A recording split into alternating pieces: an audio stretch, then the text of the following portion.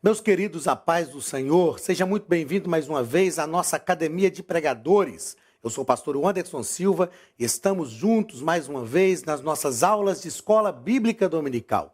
Estamos estudando as lições do quarto trimestre de 2019, lições comentadas pelo pastor Osiel Gomes e, para a glória do nome de Jesus, muito bem comentadas. Estamos tratando sobre o governo divino em mãos humanas, a liderança do povo de Deus a partir dos livros de Samuel, 1º e 2º Samuel. Só retomando algo que nós falamos na primeira aula, o livro de Crônicas tem uma característica sacerdotal, o livro de Reis tem uma característica profética e os livros de Samuel têm uma característica real. Então, nos livros de Crônicas, o chamado de Deus, os vocacionados por Deus, tem uma visão, uma ação sacerdotal, né, mediadora entre Deus e o povo. Nos livros de Reis, os chamados por Deus, os escolhidos por Deus, têm uma ação profética, são a voz, o representante de Deus no meio da nação. E nos livros de Samuel, os vocacionados por Deus são líderes que estão sob a liderança, sob a ordem de Deus, pela égide do Senhor, estão liderando o povo de Deus a fim de promover uma nação justa, a fim de promover uma nação que exerça o chamado de Deus no dia a dia, na sua vida cotidiana. Seja muito bem-vindo mais uma vez à nossa EBD Online. Estudaremos nessa aula a lição de número 5. Vamos à lição de número 5 do dia 3 de novembro de 2019. O título da nossa lição é A Instituição da Monarquia em Israel. Nesta lição, nós aprenderemos que não era, pelo menos neste momento em que o povo pede um rei, não era o desejo de Deus que o povo tivesse um rei.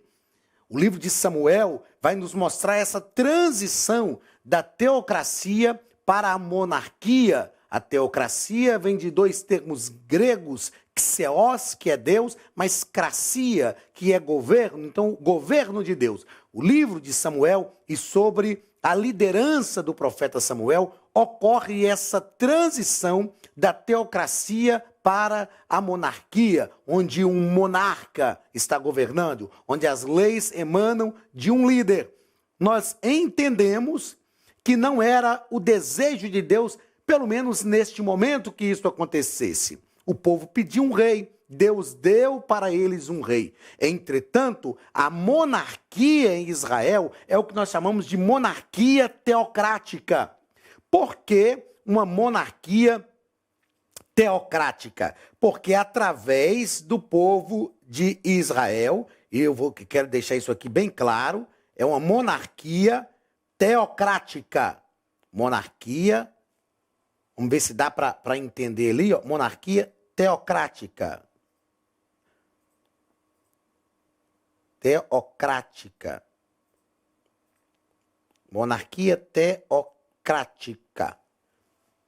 Porque não obstante ser um monarca, não obstante ser um rei que está reinando, ele está fazendo isso debaixo da ordem de Deus. Então a monarquia judaica é sempre uma monarquia teocrática. O que nós vamos entender nessa lição é essa instituição dessa monarquia.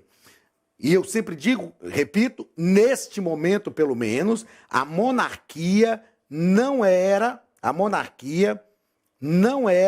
um desejo de Deus para Israel. Não era um desejo, ou seja, vontade decretiva, mas foi uma vontade permissiva. Deus permitiu que o povo de Israel tivesse um rei conforme aquilo que eles estavam pedindo, e Deus deu a eles um rei que seria aceito pelo coração do povo, da maneira como o povo estava naquele momento. Nós trataremos dessas coisas durante esta nossa quinta aula. Vamos ao texto áureo da nossa lição. Texto áureo está em 1 Samuel, capítulo 8, versículos 4 e 5. Então, todos os anciãos de Israel se congregaram e vieram a Samuel a Ramá e disseram-lhe: Eis que já estás velho, e os teus filhos não andam pelos teus caminhos. Constitui-nos, pois, agora um rei sobre nós, para que ele nos julgue como o tem todas as nações. Então, os anciãos, que eram os conselheiros de Israel, vão até Samuel. Por que que eles vão até Samuel? Eles vão motivados, porque os filhos de Samuel não seguiram seus caminhos. Ó. Os teus filhos não andam pelos teus caminhos. Então, não obstante os filhos de Samuel não se degenerarem tanto quanto os filhos de Eli, nós percebemos que os filhos de Samuel também não seguiram os seus passos. Samuel já estava velho, os anciãos estão percebendo então que eles vão ficar sem uma liderança, e a gente vai ver a verdade disso quando Saul assume a liderança e guerreia contra os amalequitas, né? Nós vamos perceber isso, vence os seus primeiros inimigos. Então, os anciãos estão percebendo que o povo vai ficar sem liderança e eles pedem um rei. Vamos à verdade prática da nossa lição. Antes de tomar uma decisão, o crente precisa buscar a orientação de Deus para que não venha sofrer dolorosas consequências. Nós já tratamos aqui que não era, pelo menos neste momento, a vontade de Deus que o povo tivesse um rei. E nós aprendemos com isso que é preciso buscar a orientação de Deus em todas as coisas. Nas coisas mais simples da vida, nós precisamos buscar a orientação de Deus. Porque se nós seguimos a orientação de Deus, nós não sofreremos consequências dolorosas. Às vezes, eu digo que nós precisamos aprender a buscar as consequências, buscar a orientação de Deus nas coisas mais simples da vida. Por exemplo, vou comprar um carro. Eu já tenho dinheiro, Deus já direcionou, já abriu a porta. Qual a dificuldade de pedir a orientação de Deus? Deus, o que carro o senhor quer que eu compre? Me ajude. Me ajude a escolher, não pautado na vaidade. Me ajude a escolher pautado naquilo que é bom, para que o teu nome seja glorificado. Meus queridos, nós precisamos entender isto. Precisamos fazer com que o nome do Senhor seja glorificado em tudo. Paulo ensinou isso. Ele disse, olha, fazei tudo para a glória de Deus, quer comais, quer bebais, ou façais qualquer outra coisa, fazei tudo para a glória de Deus. Quando nós nos preocupamos e entendemos que todas as decisões que nós tomamos são decisões para glorificar o nome do Senhor Jesus, nós consultamos a Deus, buscamos a orientação de Deus. Então temos uma chance muito maior de acertarmos e de fazermos conforme aquilo que Deus quer. Vamos ao ponto central da nossa lição. O crente deve pedir direção a Deus para tomar qualquer decisão. Pedir direção a Deus para tomar qualquer decisão. Eu sei que tem coisas na nossa vida que aparentemente Deus já deixou a gente decidir do jeito que a gente quer. Mas quando nós pedimos decisão a Deus para tomar qualquer decisão, nós declaramos para Deus a nossa dependência. É lógico que quando eu digo que nós declaramos para Deus a nossa dependência, eu digo isso em termos humanos. Mas nós mostramos para Deus que somos inteiramente dependentes dele em tudo, em todas as coisas que nós fazemos, em tudo o que nós planejamos. Vamos aos objetivos da nossa lição. Objetivo geral, mostrar que para tomar decisões, o crente deve pedir orientação a Deus. O povo de Israel tomou a decisão sem pedir orientação a Deus e sofreu as consequências por isso. Então, o objetivo geral da nossa lição é esse. Os objetivos específicos: conceituar a monarquia judaica, explicitar a escolha de Saul como rei e, terceiro objetivo específico, especificar o rei que o povo escolheu. Não é? Então, eu faço uma ressalva nisso aqui, eu preciso fazer essa ressalva, especificar o rei que o povo escolheu. Não foi o povo que escolheu Saul. O povo pediu um rei. Então, que isso precisa ficar muito claro para nós. O povo pediu. O povo pediu um rei. Quem escolheu Saul como rei? Deus.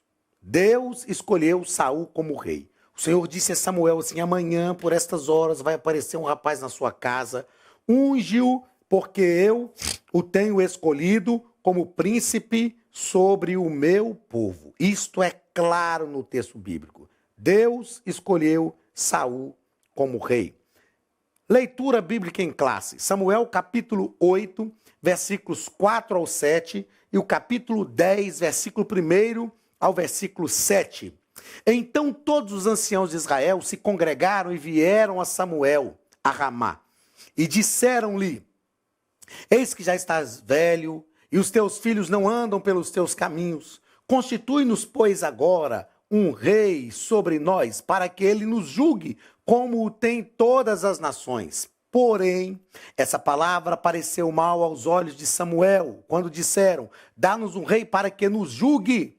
E Samuel orou ao Senhor, e disse o Senhor a Samuel: ouve a voz do povo em tudo quanto te disser, pois não te tem rejeitado a ti, antes a mim me tem rejeitado, para eu não reinar sobre eles.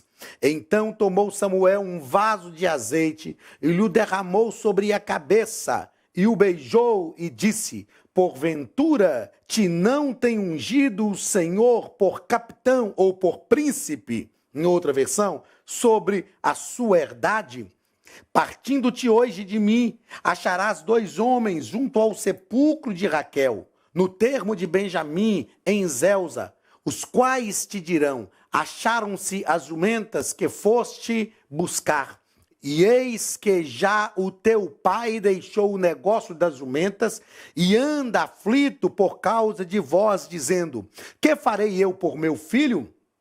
E quando dali passares mais adiante e chegares ao carvalho de Tabor, ali te encontrarão 3 homens que vão subindo a Deus a Betel, um levando 3 cabritos, o outro 3 bolos de pão e o outro um odre de vinho. E te perguntarão: como estás? E te darão 2 pães que tomarás da sua mão. Então virás ao outeiro de Deus, onde está a guarnição dos filisteus, e há de ser que entrando ali na cidade, encontrarás um rancho de profetas que descem do alto e trazem diante de si saltérios e tambores e flautas e harpas, e profetizará. E o Espírito do Senhor se apoderará de ti, e profetizarás com eles, e te mudarás em outro homem. E há de ser que, quando esses sinais te vierem, faze o que achar a tua mão, porque Deus é contigo. Algumas coisas são importantes, e eu quero destacá-las aqui nesse texto. Algumas coisas são relevantes dentro da nossa proposta aqui. É claro que o texto é todo importante, o texto é todo relevante, mas dentro da nossa proposta eu quero destacar algumas coisas. Então, primeiro, nós já falamos que os anciãos de Israel foram até Samuel e eles tinham uma razão, eles tinham um motivo de pedir um rei. Então, quem se aproxima são os anciãos de Israel. E eles se aproximam de Samuel para pedir um rei, porque os filhos de Samuel não andaram pelos caminhos de Samuel. Ou seja, o povo estava agora sem uma liderança. Samuel já estava velho e, como líder, ele não conseguia, por exemplo, sair à batalha. A gente vai perceber que no caso de Saul tinha que esperar Samuel chegar para oferecer o sacrifício, e aquilo era uma segurança que os homens tinham na batalha. Essa palavra pareceu mal aos olhos de Samuel. Por quê? Eles pedem um rei. Qual é o equívoco do povo de Israel aqui, ó? Dá-nos um rei para que nos julgue.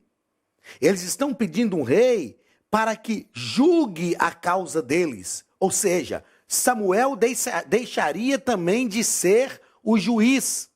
E eles estão pedindo um rei como tem todas as demais nações, né?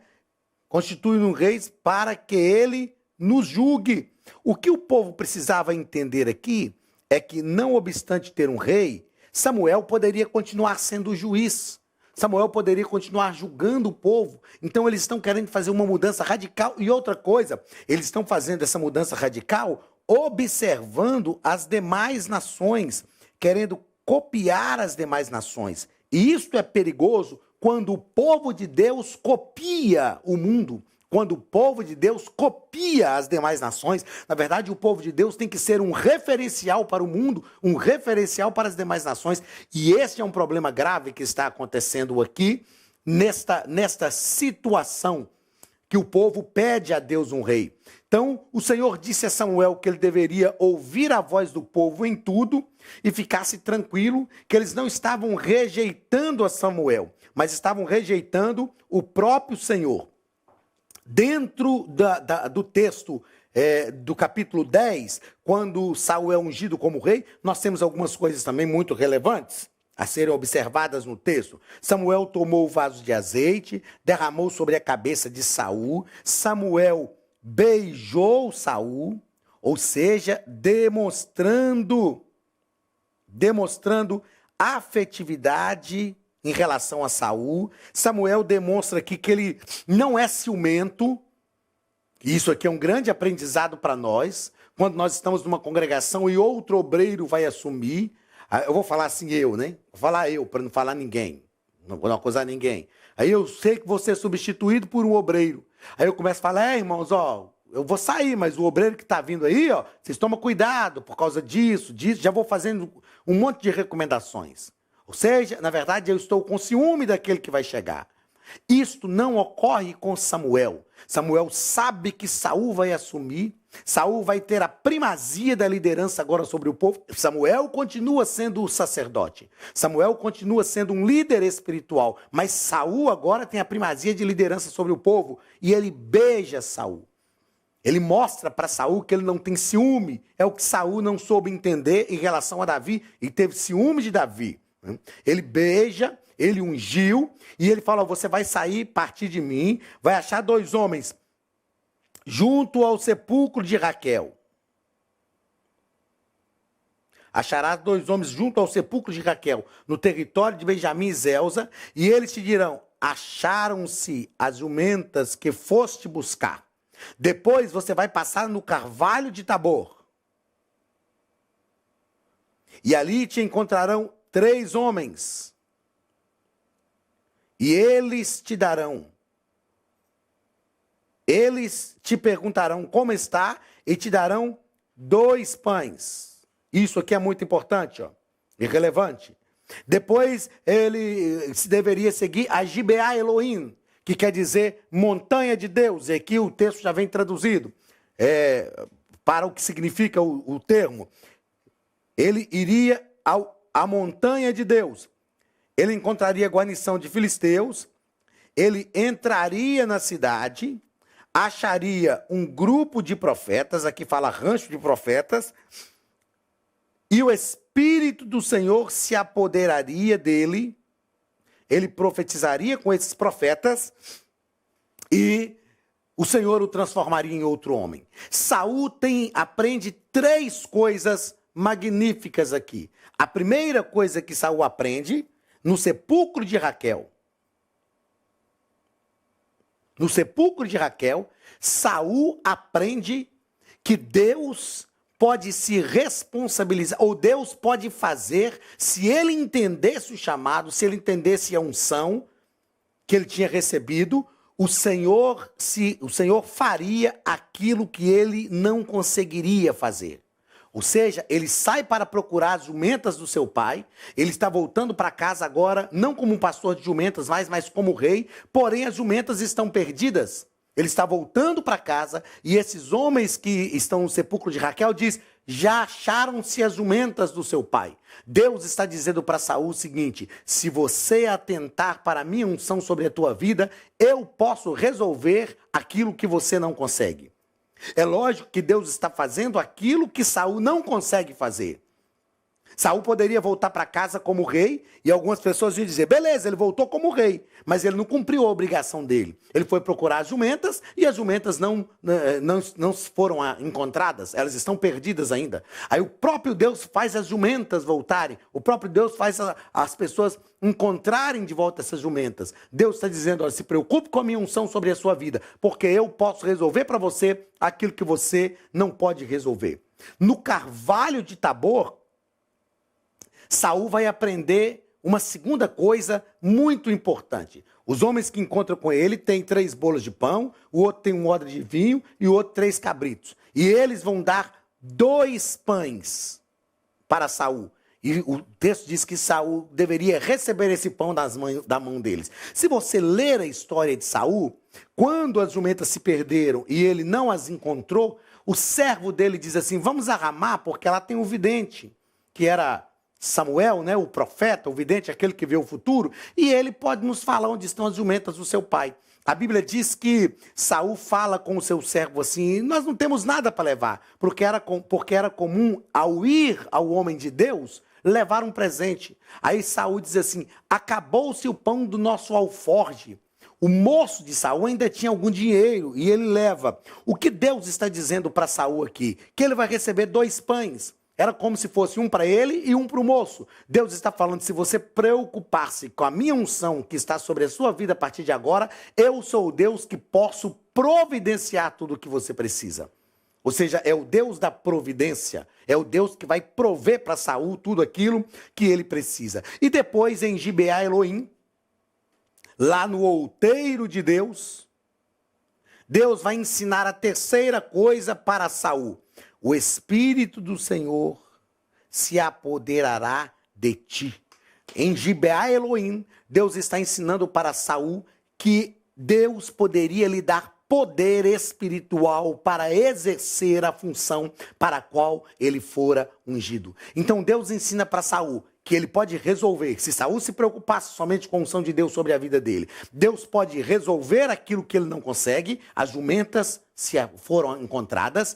Deus pode suprir todas as suas necessidades. Deus está dando a provisão que era necessário para ele. E Deus pode lhe dar poder para fazer tudo aquilo que a unção exige dele. Então nós temos esse aprendizado na leitura bíblica em classe. Faça cursos completos de teologia, hebraico bíblico, preparação para a escola dominical. Estude a palavra de Deus com mestres capacitados. Elienay Cabral, Josué Brandão, Cláudio Gama, Alain Brizotti, Benhur Lopes, Elias Torralbo, Eduardo Reis e muitos outros professores.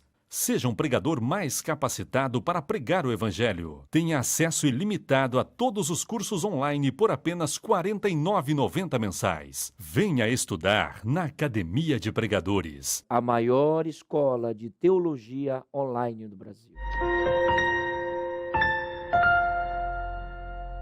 E nós vamos aqui, de forma muito rápida, porque essa nossa aula, passamos o grande tempo dela na leitura bíblica em classe, mas você vai perceber que tudo que nós já tratamos aqui é o que o comentarista também vai tratar na lição e algumas outras coisas a gente acrescenta aqui, tá ok? Então vamos à introdução da nossa lição. Na nossa introdução, o pastor Osiel Gomes, ele nos fala que, embora a monarquia fosse um desejo nacional, Deus interveio segundo a sua vontade.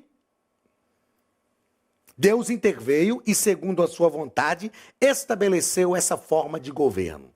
Embora a monarquia fosse um desejo nacional, ou seja, não era, como nós falamos, um desejo de Deus pelo menos neste momento. Nesta lição, nós estudaremos a razão da monarquia, a escolha do rei Saul como primeiro rei de Israel e o mérito desta escolha. Então, nós estudaremos 3 coisas nessa lição. Primeiro, a razão da monarquia, a escolha do rei Saul e o mérito desta escolha. O que nós entendemos aqui, algumas pessoas falam que era da vontade de Deus que eles tivessem um rei, porque em Deuteronômio, Moisés já havia alertado o povo que eles entrariam na terra e iam querer um rei como modelo das demais nações. O que nós entendemos aqui é que Deus sabia disso, mas presciência não tem nada a ver com vontade decretiva de Deus. Presciência é Deus saber o que vai acontecer antes que as coisas aconteçam. Vontade decretiva de Deus é Deus determinar que as coisas aconteçam daquela forma, do jeito que está acontecendo. Então são coisas distintas, presciência e vontade decretiva de Deus. Deus sabia que ia acontecer. Isso não quer dizer que Deus decretou que acontecesse daquela forma. Tá ok? Primeiro ponto da nossa lição. Por que a monarquia? Por que a monarquia?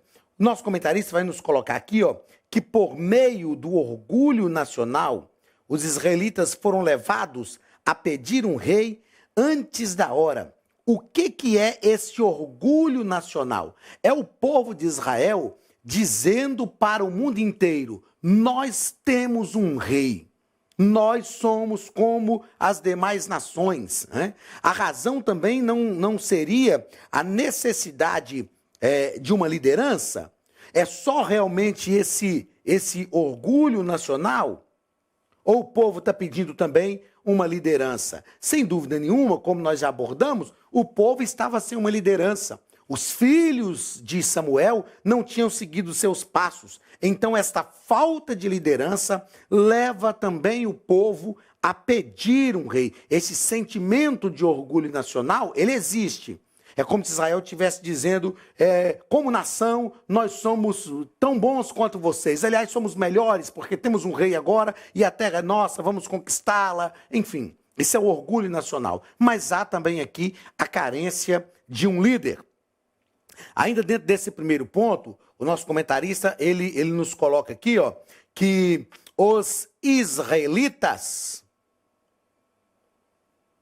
escolheram uma política meramente humana, fugindo de sua vocação sacerdotal e profética. Percebam que essa vocação sacerdotal e profética é aquilo que repousava sobre Samuel. Samuel era profeta, Samuel era juiz e Samuel era sacerdote. Então, o que o povo está rejeitando aqui? Essa vocação sacerdotal e profética. O povo está escolhendo somente uma política meramente humana. Eles querem somente o rei. Deus está governando sobre eles porque é a teocracia. Mas eles estão fugindo de uma política com uma vocação sacerdotal e profética e escolhendo uma política meramente humana. É um perigo quando o povo de Deus deixa a sua verdadeira vocação para limitar-se a instituições terrenas. Meus queridos, uma coisa que nós precisamos aprender é que, como povo de Deus, nós somos diferentes. Somos chamados por Deus para fazer a diferença. Sem dúvida nenhuma, nós temos uma ação política também. Nós temos que gerir. Se você é um gerente de uma empresa, se você é um empresário, você precisa de uma gestão política. Se você é um médico, se você é um assistente social, você precisa de uma gestão na sua vida profissional. Mas nós precisamos fazer a diferença com uma vocação sacerdotal e uma vocação profética, porque esta é a vontade de Deus para a nossa vida. Segundo parágrafo deste primeiro ponto, o fracasso dos filhos de Samuel. Infelizmente, os filhos de Samuel fracassaram, como nós já tratamos aqui. Infelizmente, os filhos de Samuel não entenderam a sua vocação, mesmo não sendo perversos como os filhos de Eli, infelizmente eles fracassaram. Né? E aí nós temos algumas questões que são relevantes e que o pastor Osiel Gomes nos coloca aqui, às vezes as pessoas criticam muito sobre um filho de pastor ser pastor. E biblicamente, não há problema em um filho de pastor ser pastor. Entretanto, isso não pode se dar por conta do amor paternal, mas por uma vocação confirmada por Deus e confirmada pela Igreja de Cristo. Nós temos, por exemplo, aqui na Academia de Pregadores, nós temos alguns pastores que são filhos de pastores. Temos professores que são pastores e são filhos de pastores. Mas são filhos de pastores porque têm um ministério confirmado por Deus. Eu falo que é o desejo de todo pai que o seu legado fique para o seu filho e o filho o substitua. É um desejo de todo pai que isso aconteça. Agora, isso tem que acontecer debaixo de uma ordem de Deus, liderados pelo Espírito de Deus e chamados vocacionalmente por Deus. Terceiro parágrafo do primeiro ponto, rejeitando os planos de Deus.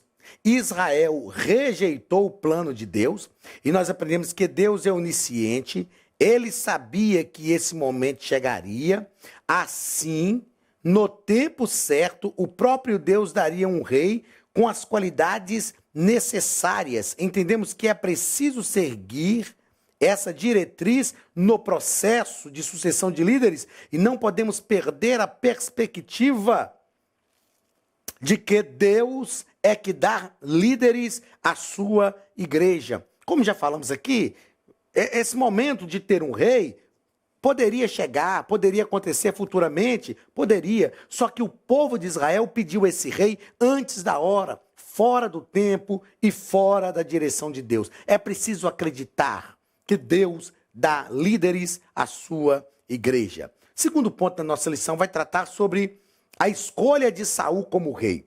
Por que Saul foi escolhido como rei?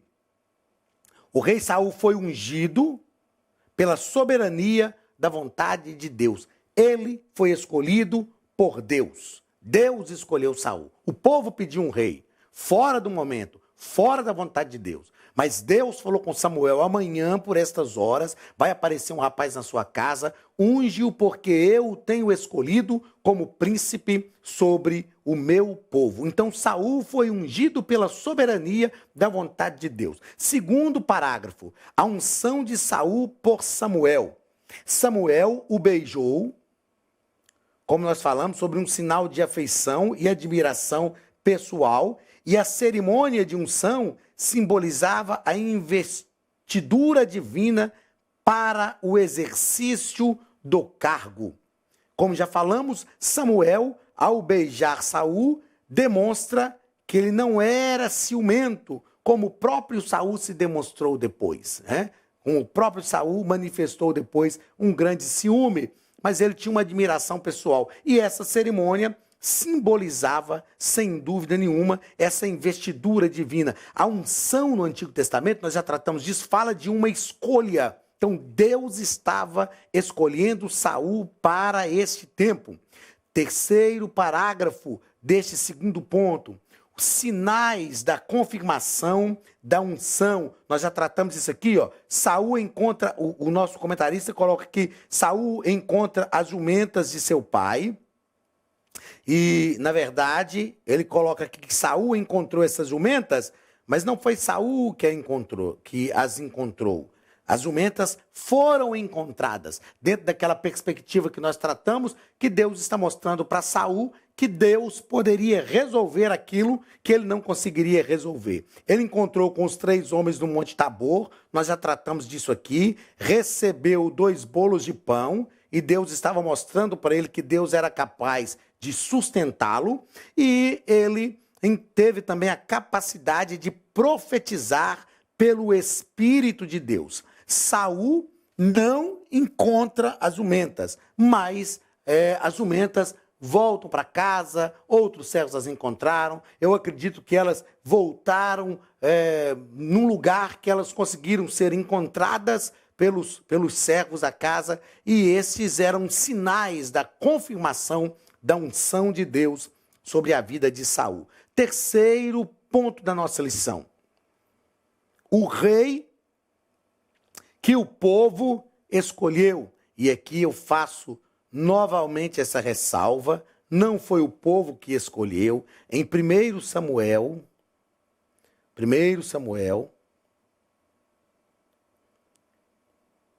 capítulo 9 e versículo 16, eu faço questão de ler o texto. 1 Samuel, capítulo 9 e o versículo 16, nós vamos encontrar o próprio Deus falando isso para Samuel. Amanhã, ora, o Senhor, um dia antes de Saul chegar, versículo 15, ora, o Senhor, um dia antes de Saul chegar, o revelara a Samuel, dizendo, amanhã, a estas horas, te enviarei. Almeida, Revista e Atualizada, é a versão que eu estou lendo. Amanhã, por estas horas, te enviarei um homem da terra de Benjamim, o qual ungirás por príncipe sobre o meu povo de Israel. E ele livrará o meu povo das mãos dos filisteus. Eu até disse anteriormente que isso foi confirmado na batalha contra os amalequitas, que Saul venceu. Não é contra os amalequitas. Faça aqui uma correção. É contra os filisteus. Saul venceu os filisteus. Os amalequitas, Saul deixou de cumprir a ordem de Deus, como Deus tinha ordenado de matar todos os amalequitas e não levar nada. Então, ele livrará o meu povo das mãos dos filisteus, porque atentei para o meu povo, pois o seu clamor chegou a mim. Então, 1 Samuel capítulo 9, versículos 15 e 16, façamos aqui a correção, versículos 15 e 16, mostra que não foi o povo que escolheu o rei, mas Saul foi escolhido pelo próprio Deus. Nós temos aqui algo que o pastor Osiel Gomes nos coloca aqui de forma magnífica. Eu já disse na aula anterior que eu até o parabenizei, né? Humildemente, sem dúvida, porque é só um reconhecimento. O parabenizei no grupo nosso de professores da Academia de Pregadores pelos comentários. Ele coloca que Saul era o candidato que enchia os olhos. Fisicamente era um homem notável. O povo não via nada além de aparência humana. Quando nós olhamos para Saul, surge uma pergunta em nosso coração. A gente sabe que Saul não era o rei que tinha coração de rei, mas tinha aparência de rei. Só que não foi o povo que escolheu. Foi Deus que escolheu. Agora, por que Deus escolhe um rei dessa forma? Por que Deus escolhe um rei que enchia os olhos, que fisicamente era um homem notável? O povo não via nada além dessa aparência humana. Deus dá ao povo um rei conforme Deus sabia que o coração deles aceitaria. O que nós queremos explicar e tirar de lição aqui para a nossa vida? O povo está pedindo um rei fora da hora.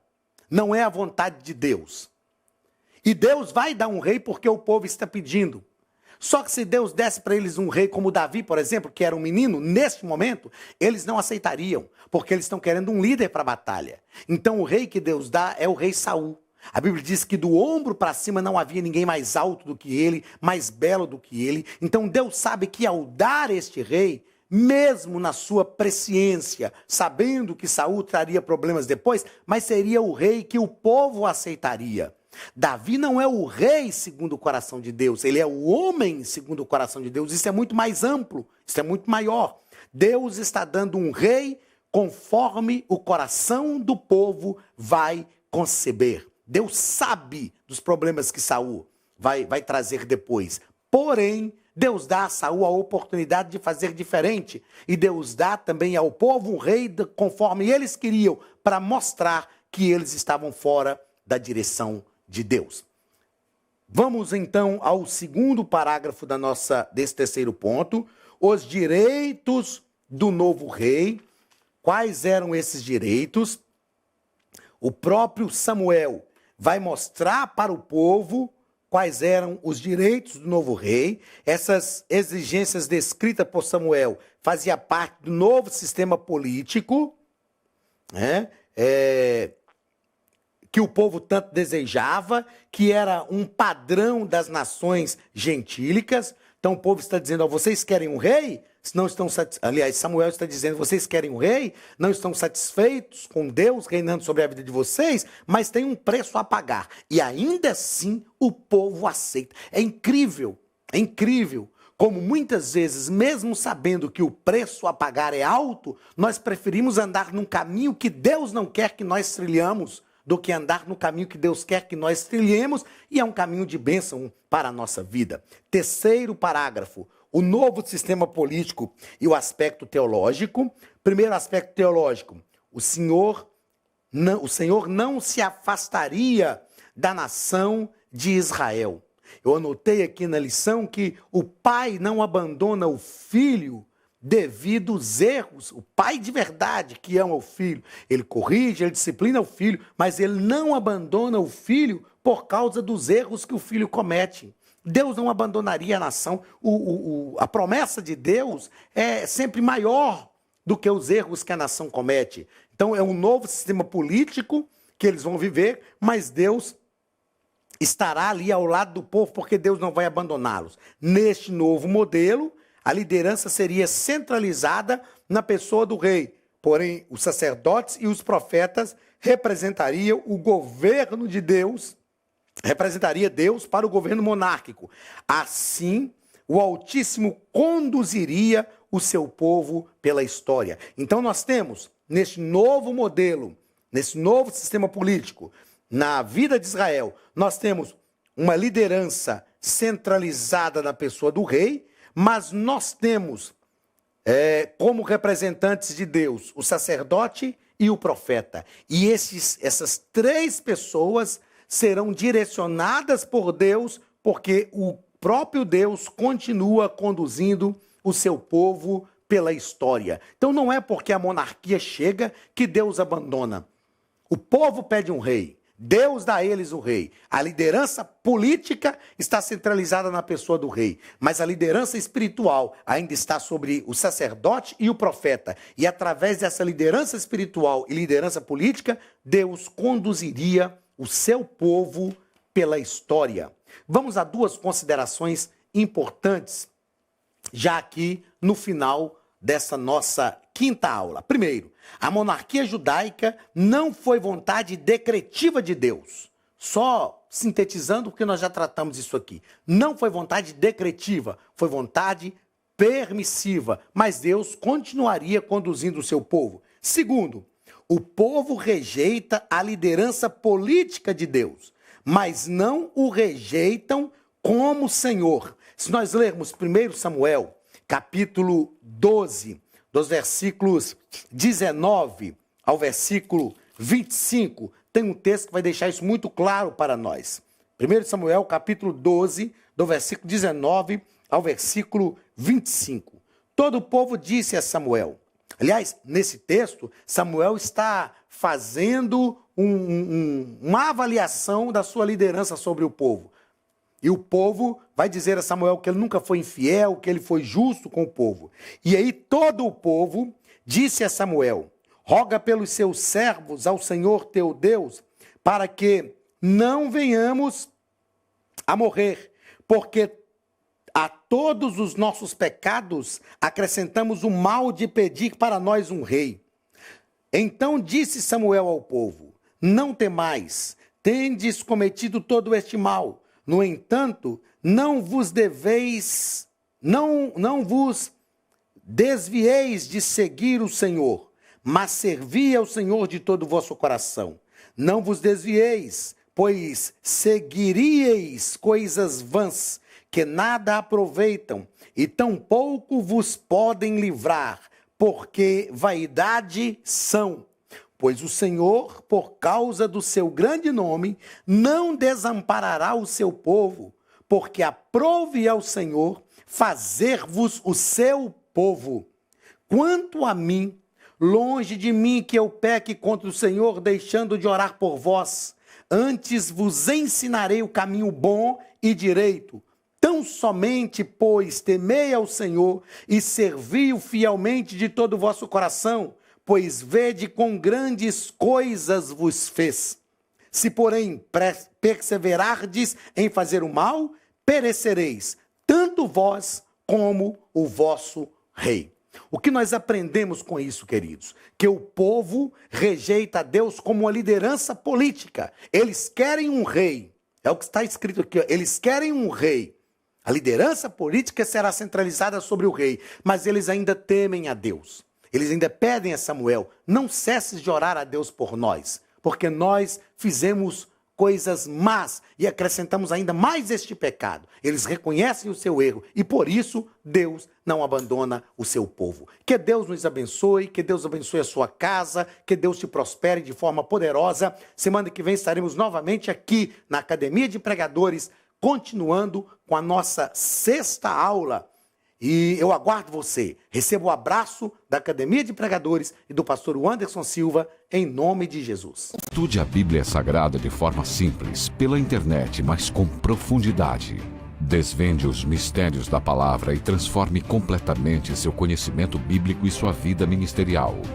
Este projeto inovador, inédito em língua portuguesa, reúne alguns dos melhores ensinadores da atualidade para capacitar a igreja e preparar líderes.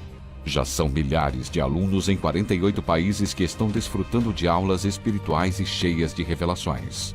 Na Academia de Pregadores, você vai encontrar professores que são referência naquilo que falam, preparados para ensinar. Nomes como Elianai Cabral, Cláudio Gama, Alain Prisotti, Napoleão Falcão, Carvalho Júnior, Benhur Lopes, Josué Brandão, Elias Torralbo, Eduardo Reis e muitos outros. Cursos com certificados, reconhecimento e conteúdo de excelência. Tenha acesso ilimitado a todos os cursos pagando apenas R$ 49,90 por mês. Veja as aulas pelo computador, pelo tablet ou no celular, numa moderna plataforma digital, no horário que quiser. Você ainda pode rever as aulas sempre que precisar. Aproveite esta oportunidade e faça parte da Academia de Pregadores, a maior escola bíblica e teológica online.